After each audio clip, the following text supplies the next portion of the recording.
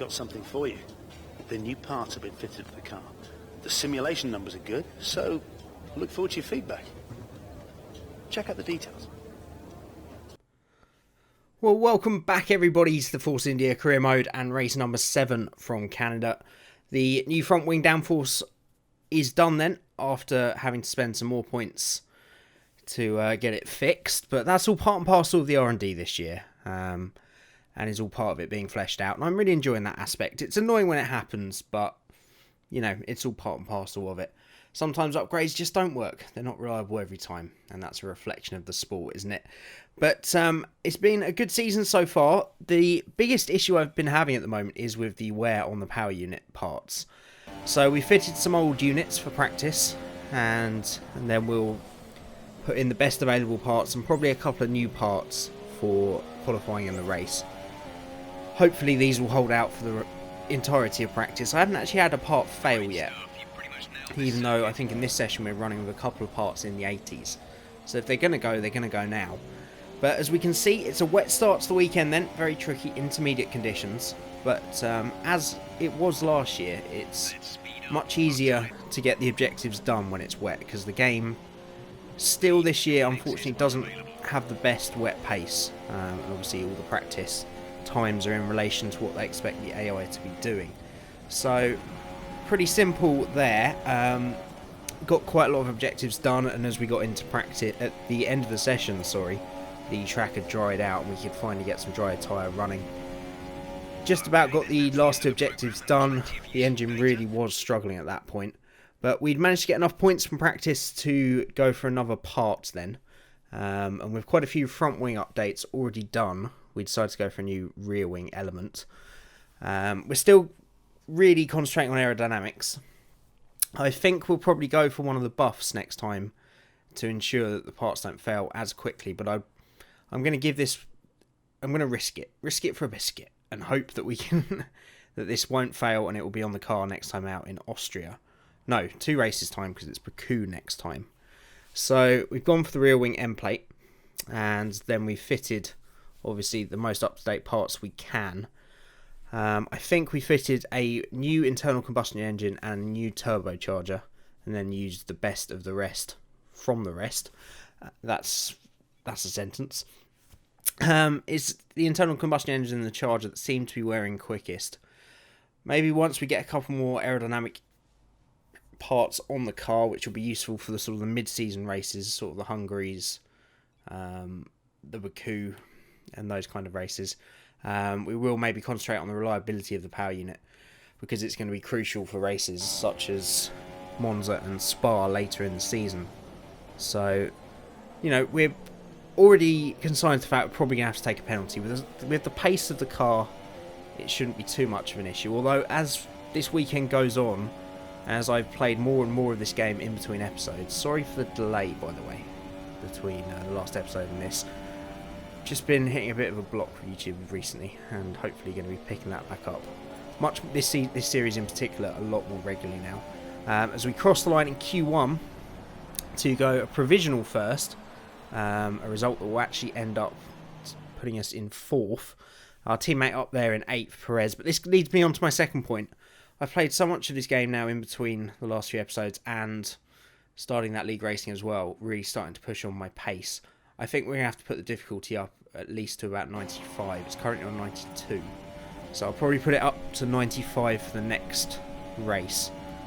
Because as I said, as you see as this weekend goes on, we have a bit more pace than this car should have. You know, it's going to take a while to catch up with Red Bull, but we shouldn't be up in that top 6 in qualifying like we were all the way through this session. So, as you can see, that puts us provisionally in P3. We've finished P5, again, nicely ahead of the Red Bulls. So, pace is looking great. I mean, I will add Canada is one of my better tracks by quite a distance. But it shouldn't be this much better. So, as I say, I'll sort the difficulty out for next time. You'll see, teaser, as to how much this will affect this weekend. But we're going to go into our best lap in qualifying 3 now. And as always, just going to let you see the sights and the sounds of what is one of my favourite laps of the year.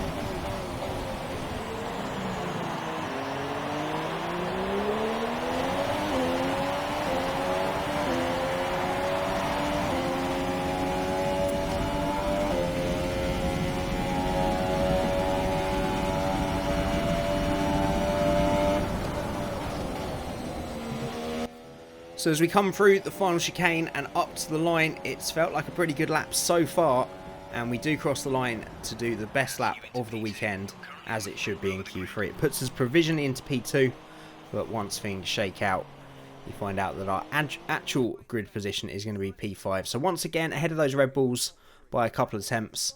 Still a little distance away from those top two teams, so I think putting the difficulty up a couple of steps should be enough. I think on our absolute best weekend, we should be on the tail of those Red Bulls. But that being said, Massa just seems to be a complete anomaly in the midfield. He just does so much better than everybody else, including our teammate Perez, and he's always in that P8, and he's always the guy we're fighting. So, you know, we should be where he is, and sometimes on the back of the Red Bulls on the tracks I'm comfortable with, and the tracks that suit the car. But hopefully we can have a good race from there, and it'll be nice and dry. It's not going to be plain sailing for our drivers today, although with the sky falling as it is, perhaps sailing isn't too far from the truth. And Anthony Davidson, could be a wet one today. Great to have you with us. What are your thoughts? It is a touch damp, isn't it? Well, as a driver, there are three big things to worry about when racing in these kind of conditions: standing water, tyre temperature and visibility. Judging distance to the cars around you is really tricky when you're driving through the vast amounts of spray that these wet weather Pirelli tyres kick up. Yes, it was a ruse. It is a stonkingly wet track around Montreal for race day, as it often is over the years around here. Not quite the full wet conditions that we saw back in 2011, but it's still going to be those very slippy in-between intermediates. And it does look like it's going to be drying towards the end of the session, so obviously we want to just try and keep the car in one piece. But we should have better pace than those around us on these tyres. As I say, we'd expect, because of the difficulty level, we should actually be able to race these guys around us, but you've still got to go and do it.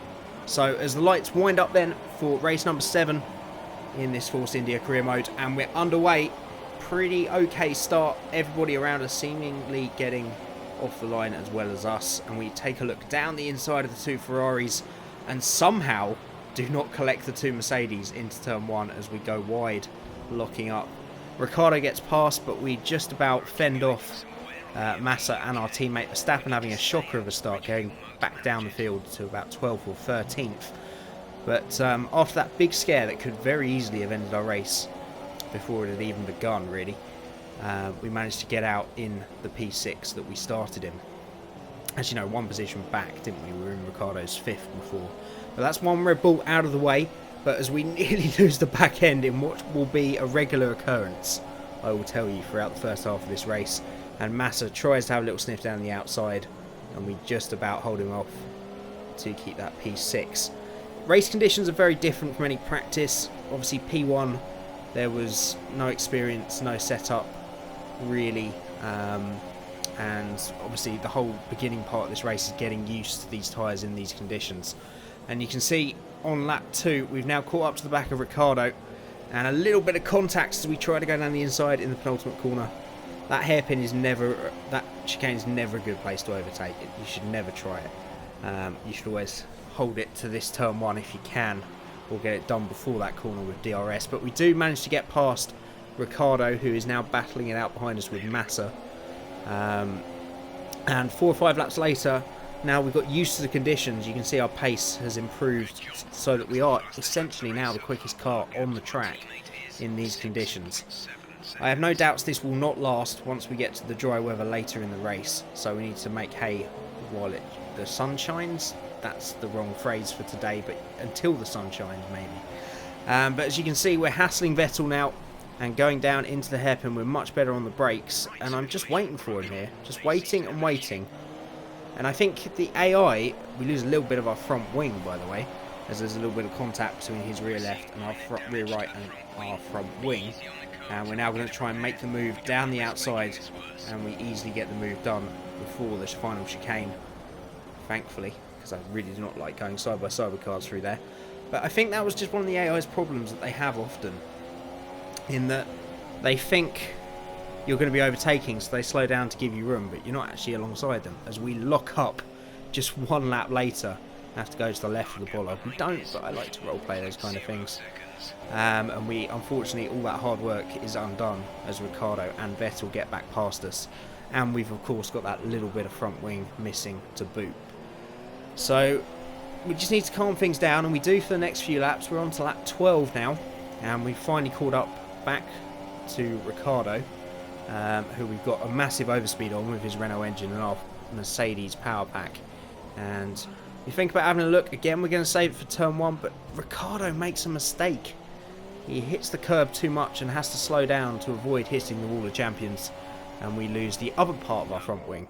So we've now got just a little bottom sliver of the wing left. It's just the two end plates that have gone, but you can see the mistake Ricciardo there, and there was nothing we could do really.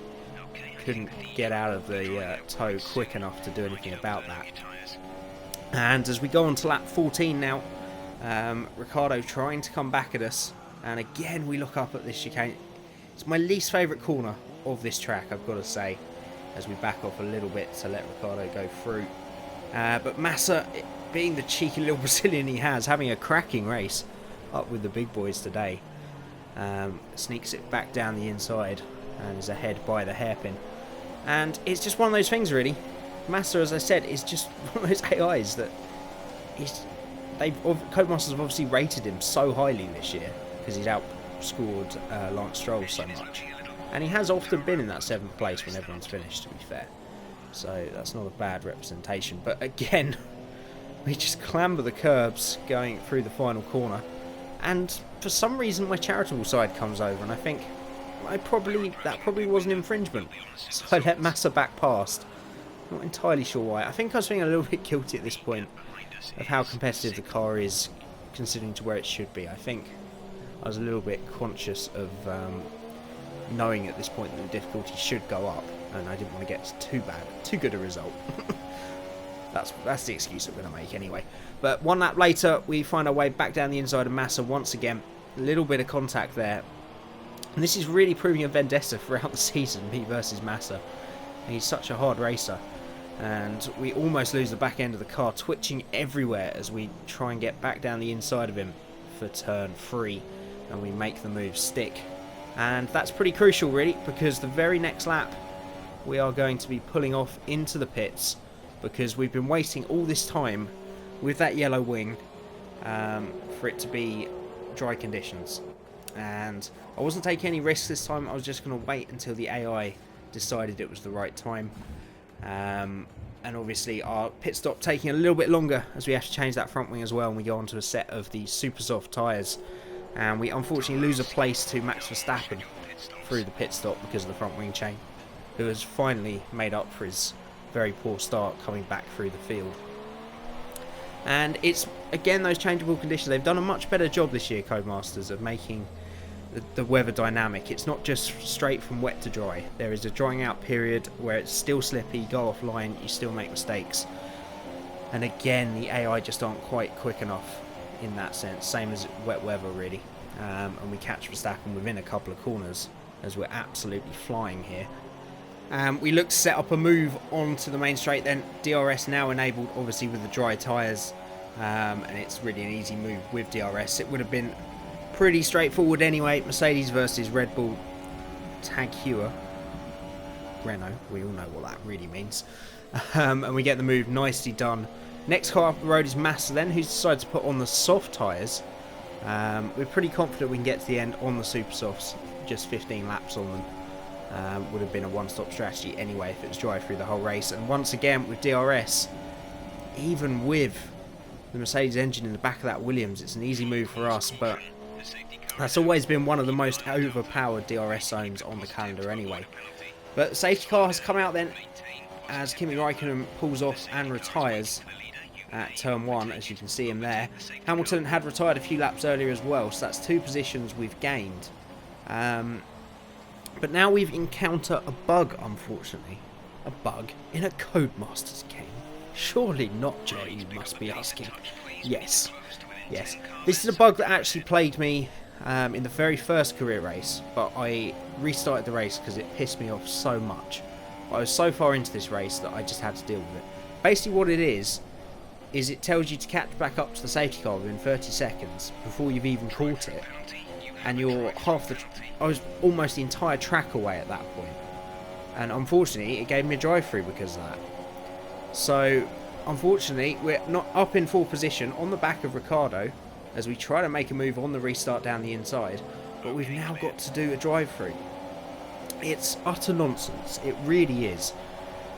And it almost got me the second time because it then started another 30 seconds timer for me to try and catch up again. Luckily, I managed to do it within the second 30-second period. But I think I might have to report that on the forums because that's been there since the beginning of the game and it still hasn't been fixed, which is really worrying. But anyway, we're battling hard with Ricciardo now. We're not giving any quarter at this point because we know that within the next 2 laps we're going to have to dive into the pits. So we are just trying to fly as much as we can so that we minimise the pain of taking that drive-through. We'd actually got straight onto the back of Bottas and Vettel, who were having a real fight, before we have to see one of the saddest scenes in Formula 1. A solitary car going through the pit lane for no good reason. But we get just out ahead of Fernando Alonso in the McLaren, and we're down in 12th now. But such is our pace in this race and on these tyres that we're straight up onto the back of the 2 Renaults, and we try to go down the inside of just Hulkenberg, and we're surprised by our braking point, to the point that we actually get past Palmer as well. But a little drop of traction on exit means that Palmer is fighting back here, but we have DRS, we have the Mercedes engine, we have the quicker tyre, and we fortunately managed to make that move stick. But yeah, just a complete shock that we caught them both so quickly. And you can see here the huge lockup as we go down the inside, almost collecting our teammate Perez on the way. Just about get it stopped and keep it out of Jolyon Palmer's side pod as well. And then we get the move done on the exit due to a greater top line speed. But a whole gaggle of cars ahead of us here, and we're going to have to carefully pick our way through. And we're taking a look at our teammate Perez now later into the following lap, and we go down the inside, just about keeping it under control. Again, there's still a little bit of moisture on the track, so you've got to be careful. It is breaking traction a lot more often than it would on a completely dry track. And that's going to be demonstrated now as we almost lose our entire race effectively by losing the back end. Sergio Perez barges his way back through. We just have to tell ourselves to just calm down a little bit here. But you can see here how far out of our comfort zone we were, so close to ending our race. Pretty lucky that we just kept all in tow, really. But again, such is our pace at this stage of the race, and another advocate for why we need to put the difficulty up a little bit. We just breeze straight back past our teammate in the same car. Perez isn't going to be the best AI driver on the grid, but he should be one of the best, pretty close to the best of the midfield anyway. So we should be fighting him, but instead we're breezing past. And again, we're caught out by how much quicker we are at this stage of the race. And just about avoid Kvyat. Again, we lose it on a slightly wet curb. And a small contact with Kvyat. Luckily, it's wheel to wheel, so no damage done. But again, we're so desperate to get through at this point because we're so peeved that we've had to do a drive-through for no fault of our own, that we just want to get back through as quickly as possible, because the cars we should be fighting, Ricciardo and Massa, are a long way down the road, and the longer we're stuck behind these guys, the more pain and the tougher it's going to be to get back up to them. So we go down the inside of Magnussen in the hairpin, and again, Mercedes engine against Mercedes engine, but DRS on this track is so powerful, and we just swoop past Lance Stroll and take back that 6th place nice and easily. So the next car up the road is Carlos Sainz, having a great race in the Toro Rosso, a long way clear of the midfield. Again, he's a very Massa character, that he does a lot better than his car should, and a lot better than his teammate does in the game, which is very representative of his actual battle with Kvyat. And likewise, Massa versus Stroll when the game was released. Just a reminder, we are critical on fuel, probably a lap or so short.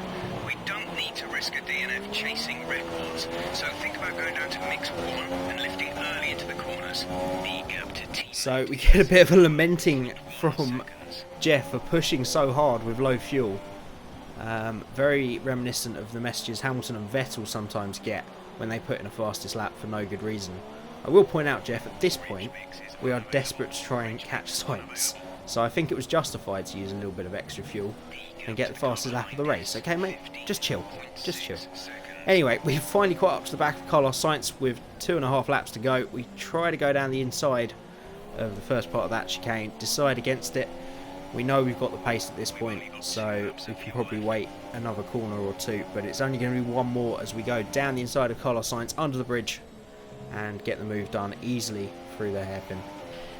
I keep confusing hairpins with chicanes at the moment through the chicane. And we move on to the final lap now. You can see the track is now bone dry. The sun is out. Complete contrast from the beginning of the race. We took another 3 or 4 seconds out of Massa, but it was not enough to catch him in those last 2 laps. And unfortunately, what really could have been the podium with so many big guns dropping out today. But it's still a very impressive result to recover to 5th. I'm happy with that. It's where we should be really. As I say, difficulty needs to go up next time out. Which is a bit of a catch-22 because it's Baku, which I'm not good at and is a notorious track for me crashing out. So, but we'll put it up anyway because we know it needs to, and there'll be Austria just after that, which will be the real test. Probably my quickest track apart from Singapore and Australia. So that'll be a real test of where the difficulty is for that race. But it's Sebastian Vettel who finds a way past Bottas some point in the last stages of that race to take the win and to take the lead in the Drivers' Championship. Ricciardo up there, 3rd step of the podium, really should have been where we should be, but it's a Codemasters game. You're going to have a bugger to every season. It's just the way it goes. So we take 5th behind Felipe Massa. Our teammate Sergio Perez comes home in 10th. Again, we're the only real breadwinner for the team at the moment, but I don't mind that. It just means that we'll become the #1 driver all the quicker. And as we move on to the driver's standings then, we stay in 7th. We drop a little bit further back from Daniel Ricciardo. Felipe Massa jumps ahead of Sergio Perez. Now 7 points clear of the Mexican and is now closing in on us, just 7 points behind. And that 7th place is what we're going to target. As I said, if we can race the Red Bulls later in the season, that would be great. But that 7th place is really the best we can hope for, considering the gap between the front 3 teams and the rest of the midfield. And that's reflected in the standings as well. We're a long way clear of the rest of the midfield, but a long way short of Red Bull, who are in turn a long way short of Ferrari and Mercedes up front. So it's all going to plan, really. So a good race. We now had a short classic race in the 1992 Williams. Always great fun, these classics. They're great for breaking up the career mode. They're a great addition to the game, and when you have things like this, it is really reminiscent of sort of endurance race, multi-class racing, where you have old classics and new classics, as such, I guess you would call them, in different classes, C1 and C2, but you have them all in the same race, and just to see all these cars on track at the same time, the sights and sounds is something to behold. You've got the 98 McLaren in the background there, and we were fighting with this 2007 Ferrari all the way round, and we actually came home just ahead of it, despite it trying to go up the inside into the final corner. Very close on straight line speed. We have much less downforce, so that's a bit of a coup to be able to beat that home. And a thoroughly enjoyable classic race as always. We take 1st in the class, which is what we needed to do. And that gives us a little boost, I think, to either the research rate or the research time, I think, in the R&D. So that is it from race number 7 in Canada. A bit of a crazy race. One that you would kind of say karma got us for. I thought for a little while that we might be on a bit too low a difficulty, and it's been confirmed here. And in a race that, if everything had gone perfect, we could have won that race, which would have been completely out of kink with what we should be able to achieve in this car. That's what I'm always worried about. I just want to keep it realistic. It may take a while, and I'm hoping to continue this series a lot more regularly and a lot further into the year, maybe even up to the next game than I did last year. So I do hope to get to the stage where our car genuinely catches up on pace. But I don't want us to be able to outscore what the team should be able to do too drastically. You know, if we have a great race, I'd like to be able to maybe get on the podium every now and then this season or the beginning of next. But I don't want it to get to the stage where we're fighting with the Ferraris and Mercedes because our car's gone forward, but if you look at the graphs, you know, we're still a long way short of Red Bull. So the difficulty I'll put up to 95 next time out, and hopefully that'll be enough. I'm sure I'll keep improving in this game. I'm finding time all the time, as with anything, the more you play it. The 2017 cars are so drastically different from last year in the way that you drive them, the more grip you've got, that I'm sure there's a lot more speed to come. So I hope you've enjoyed this episode. If you did, don't forget that like button. When I'm deliberating about what I should record tonight or what video I should rush to get out next, it always helps when people like the video, because then it lets me know that there are people watching and enjoying, no matter what the views. So do that. If you're new to the channel, don't forget the subscribe button as well. You can join me on Sundays for league races with the RRL, and me and Rage normally do a motorsport themed stream on the Tuesday as well. So as always, thank you so much for watching, and I'll see you again next time.